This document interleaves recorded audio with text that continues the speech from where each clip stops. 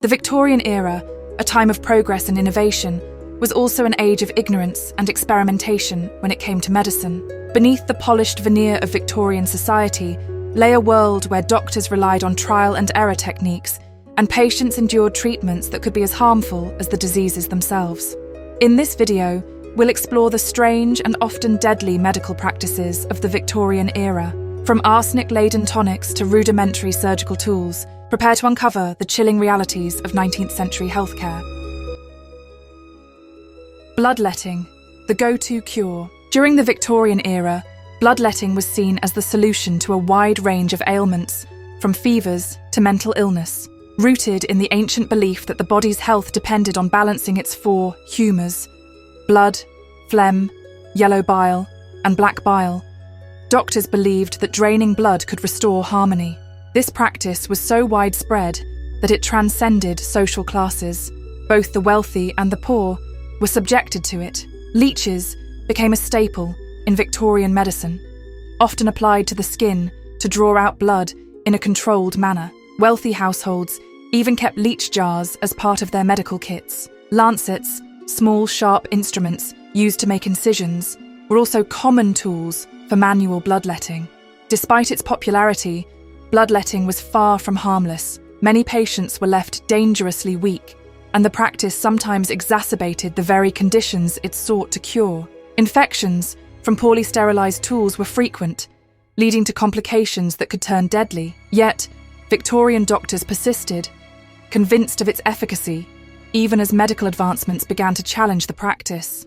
Bloodletting is a sobering reminder of how little was understood about the human body and disease during this time, showcasing the trial and error nature of early medicine. Arsenic and mercury, the poisonous medicine cabinet.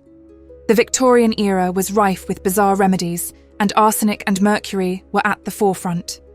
These substances were hailed as medical marvels, prescribed for everything from syphilis to respiratory ailments. Arsenic was even marketed as a beauty aid, used in creams and soaps to lighten the skin and enhance one's appearance. Physicians believed mercury, known for its toxic effects today, could purge impurities from the body. It was a common treatment for venereal diseases, applied topically or ingested.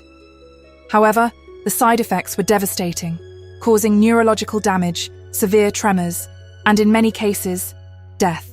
The dangers of these substances were well documented even then, but desperation often outweighed caution. Patients were willing to endure the risks, trusting in the promise of relief. Arsenic, for example, was used in tonics advertised as life-saving elixirs, despite its known toxicity.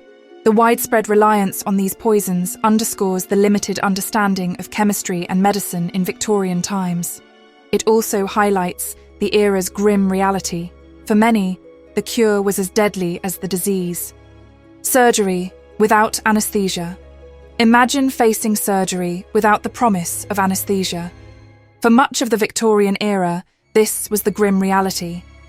Until the introduction of ether and chloroform in the mid-19th century, patients were fully conscious during procedures, enduring unimaginable pain. Speed became a surgeon's greatest asset.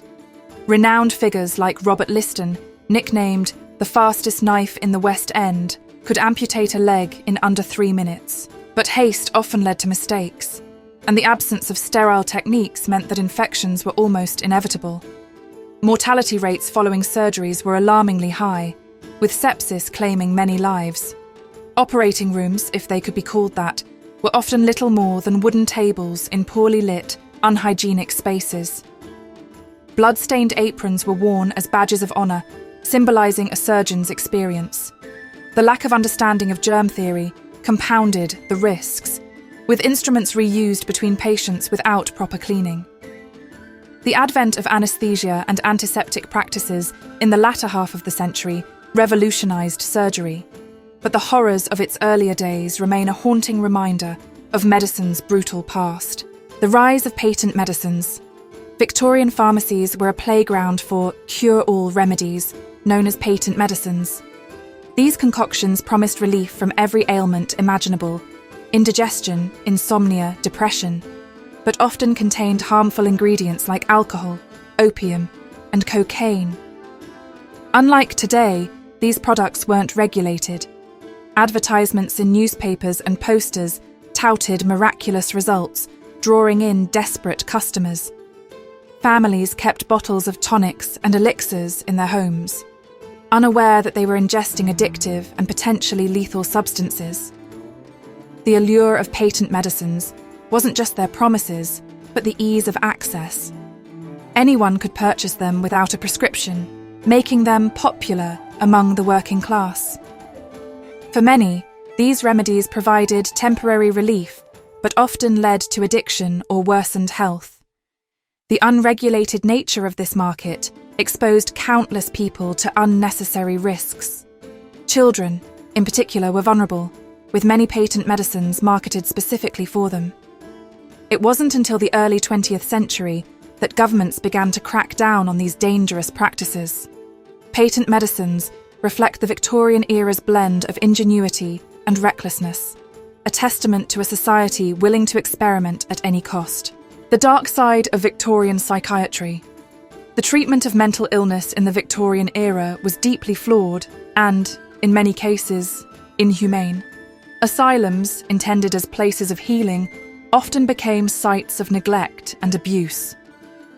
Patients were subjected to treatments that ranged from the bizarre to the outright cruel.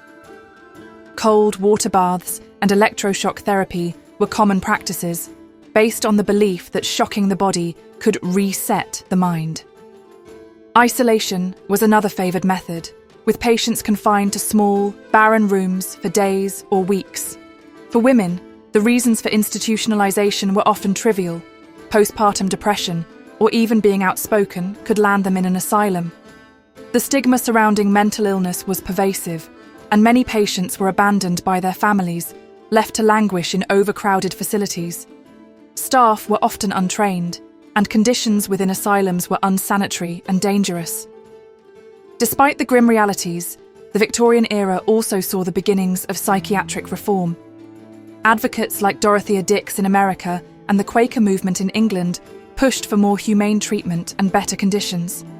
While progress was slow, it marked the start of a long journey toward understanding mental health.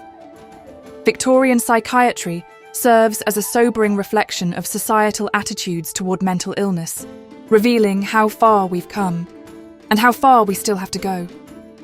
The Victorian era's medical practices highlight a grim chapter in the history of healthcare, marked by trial, error, and sometimes devastating consequences. Yet, they also remind us of the resilience of the human spirit and the relentless quest for better solutions. The Victorian period laid the groundwork for modern medical advancements, as painful lessons were learned from these early missteps. From the crude operating tables to the toxic tonics, this era serves as a stark reminder of how far we've come in understanding and treating illnesses.